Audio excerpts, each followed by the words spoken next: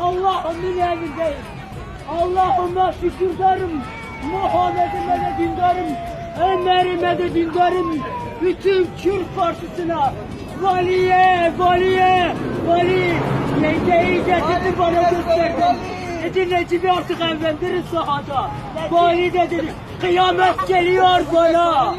Artık beni evlendirin. Beni evlendirin bu hayat yolunda.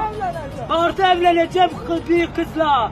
Artık 2 katlı evimde var. Benim de evimde var. Askerler şimdi de ateş ettiler.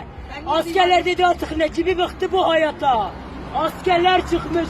Bütün Suriye'de geliyor Necip'e. Herkes de geliyor artık. İran'da geliyor. Kafirler de artık diyorlar Necip'i evlendirin bu hayatta.